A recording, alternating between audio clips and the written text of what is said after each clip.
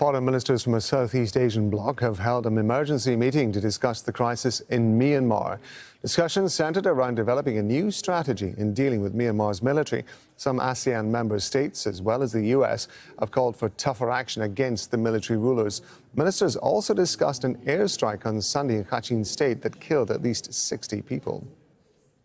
Well, Florence Louise live for us in Kuala Lumpur. So I understand that the foreign ministers have released a statement. What does it say, Florence? Right, so this is a statement released by the chair of ASEAN, and that's Cambodia this year. Now, the upshot of this is we still do not know if ASEAN has a concrete plan to push forward the peace process in Myanmar, or if there is. There wasn't much that was revealed in that statement. The language used was very soft in its tone and in the sort of words that it used. It's very much in line with ASEAN's policy of consensus-style decision-making, of non-interference in a member state's domestic affairs. Just some examples. You know, the statement said the situation in Myanmar remains critical and fragile. But it also went on to say that this was not because of any lack of commitment or effort on ASEAN's part, but was due rather to the complexity of Myanmar's protracted conflicts, and that's being exacerbated by the current political crisis. So as you can see there from the words that were chosen, there's the statement. They're being very careful not to call out the junta and its use of disproportionate force, its brutality against anti-coup opponents.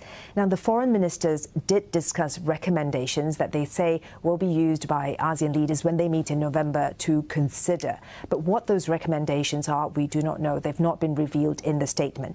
But if this statement is any indication, I think those who are expecting ASEAN to take a firmer stance on Myanmar will be sorely disappointed. Yeah, it's interesting, isn't it? There's a difference between the tone of the statement that you've just been talking about, and yet the fact that they were prepared to call this emergency meeting just 2 weeks before a scheduled ASEAN summit. I mean, how critical are they regarding this situation? Well, the situation in Myanmar, I think that there's a general consensus amongst many people in the international community that the situation in Myanmar has deteriorated. In fact, the chair of ASEAN, Cambodia, just 2 days before this meeting, issued a statement saying the group, i.e. ASEAN, is gravely concerned about the escalation of violence in Myanmar. And of course, this meeting is taking place just days after there was an airstrike in Kachin state where dozens of people were killed. Also on Tuesday itself, the UN Special Envoy on Myanmar, who had visited the country in August and met junta chief Min Aung Hlaing, told a UN committee that the human rights, political and humanitarian crisis in Myanmar is deepening, and that this is taking a, quote, catastrophic toll on the people of Myanmar. She said more than 13 million people do not have enough to eat. More than 1 million people have already been displaced.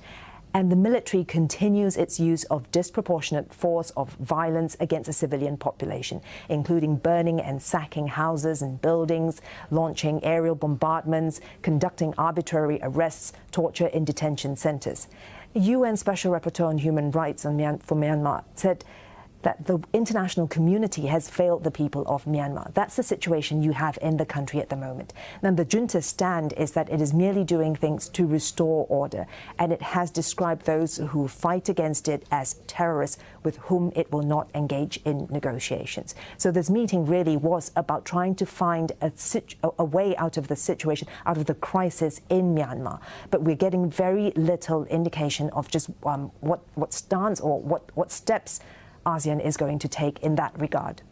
Florence, thank you very much indeed. Florence Louise talking to us from Kuala Lumpur.